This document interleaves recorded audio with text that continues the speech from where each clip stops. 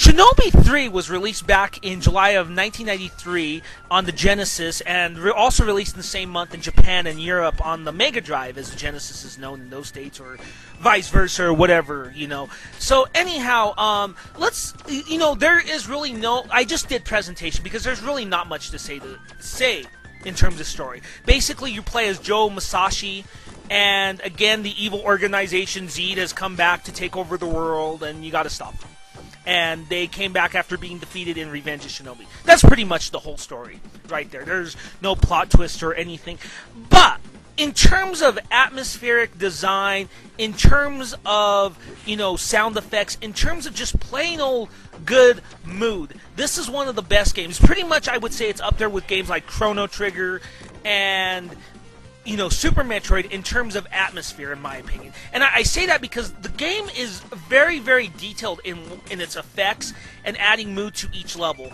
One example is, as you see here, the opening level, there's a lot of nice, leaf effects that make you feel like you're in the forest. And I love, look at this. This is one of the most brilliant effects. As you go in the cave, everything just darkens in the background, and it just lights up. Just little effects like that really add to the game. There's just a lot of effects in this game that really liven up the world. It doesn't feel sterile. It doesn't feel like, it's just some dull cave. It feels like you're in a cave.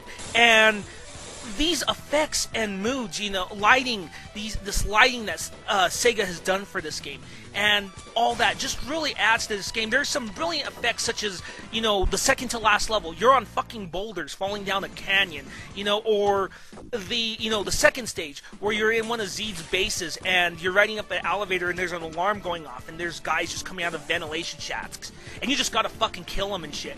That's what makes this game great, graphically, Joe and all the other ninjas, they're all well animated. All the enemies are animated. There are some really well animated and giant bosses in this game. They're just really smooth and they're really clean. And it's really one of the best looking 16-bit games. It's just so smooth. Everything about this game is just so smooth and clean. And that's what I love about it. There's just some brilliant effects. There's some great water effects and stuff. So on a graphical level for the Genesis and a 16-bit game in general, this is just one of the best looking. And again, the music has a very Japanese kind of sound, classic Japanese sound to it. Kind of classic ninja, classic sound to it, with a bit of kind of a modernist, kind of futuristic soundtrack going in, and I absolutely adore it. It's really quite good. And I say it's quite good just because it just matches the feel of each level, So that's all I gotta say on the presentation. There's a lot I gotta say on the gameplay, though. Because this is, with the atmosphere and music, the game shines. The graphics, everything shines. The gameplay really takes it to a next level. It really does.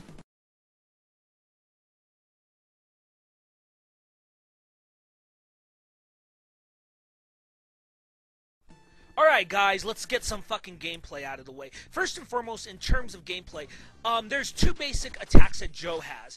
And what that is he's got shurikens, which you'll primarily use when you're away, a distance away from your enemies. It's a projectile type of game. You throw these shurikens, but you only have a set number. Now, that can add to the difficulty of the game because you don't want to waste too many. And it really, really increases the tension so that you can be more accurate, and I love that because you can't throw away shurikens, but there are times when you can find yourself without shurikens, and it is at times dangerous to be right close to your enemies to do that sword attack, and it's tricky to get at times, but once you master it, you can balance it out, and I think that's the best way to play this game, in my opinion, is to balance out between the sword attacks and the shurikens attack, and I love that because you don't rely on one or the other. Now, one interesting mechanic they added are some of the power-ups, particularly the POW power-ups. What these do is they increase the power of your attacks, particularly your shurikens, or your power of your sword. Enemies that'll take like 2 hits will now take 1 hit, or enemies that take 3 may take 2. It just depends on how strong the enemy is, but it will increase your power, and you have that as long as you don't get hit. It really does increase it. Of course, there's basic other power-ups such as life and such. Now, in terms of basic attacks, you actually have special attacks. You have your ninja arts, and there are, I believe, there's four of these ninja arts, and the four ninja arts are: you have a invincibility lightning shield. You have these is one. You have a fire dragon that comes out like these fireworms, and they just destroy every fucking thing in the street. It's like a fucking holocaust of fucking dragons there. You know what I'm saying? You have a suicide attack, which also does the same thing. It destroys everything, but you lose a life. I find it to be a pretty pointless attack, to be honest. It's relatively pointless. And then there's clones, where Joe will get some clones and, some like ghost clones, and they'll just jump around and attack and add, kind of a little bit of depth. And you can pick up extra ones as a power-up, but they're very, very, very rare. In terms of level design, the game is structured into, you got one half of the level, and then you got the other half. The first half, you go to a sub-boss. This is kind of a sub-boss here. And then at the second half, it leads you towards the enemy, your main goal, the final boss of the level, and then you fight him. And the level design, in general, there's just a huge variety in terms of level design. That's what makes this game really great. There are some vehicle stages, particularly a level with a horse and a skateboard. There are levels like this. This level is the third stage, and in this second half, you have to worry about the boss in the middle of the level kind of shooting at you and shit. See that target? That adds like a little added level of tension. They add all kinds of unique elements and little mechanics that differentiate every level. The first level, you start out through a forest. It's very, very basic level design. Very straightforward. You just run through cut enemies. But then the game, once you get to the cave in the second half, you sort of, start getting into these more platforming elements, and it really just adds a whole other dimension to that level. And it feels fresh. And then you go to the second level, and you have kind of these urgent pieces with the fucking, with the elevator. You have enemies coming out of the ventilation shafts shooting at you, and then there's that level, the last level, one of the best levels in this game, in my opinion, is the level before the last level, where you're going up this cliff, and you're on boulders, and you're falling down. It is absolutely amazing. And I'm gonna say, in terms of boss design, as you see here, this game has some of the biggest fucking bosses you'll see out there. The biggest and coolest looking bosses. They're just fucking disgusting and crazy. They're kind of very imaginative in that sense. And they kind of switch up their patterns, which is nice at times. So I like that. And they can be a little tricky. This one in particular is one of the more challenging ones, I have to say. Maybe not so much for me now, because I've played this game for years, but I've always found it a little bit more challenging than the others. But that's what I gotta say on the gameplay, guys. That's what I gotta say.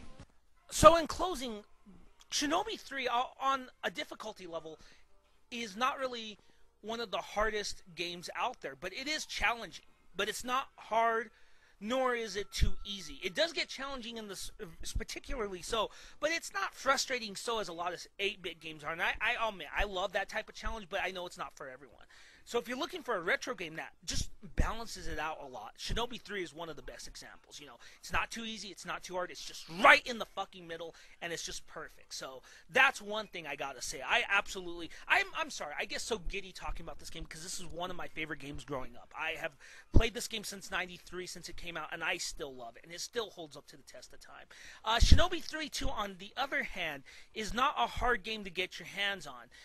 You can find it from everywhere on, the various Genesis collections, the ones for the PSP, the one on the PS2, to, the one that was released last year, Sonic's Ultimate, Genesis collection, to it being on the Virtual Console. It is also on the Virtual Console.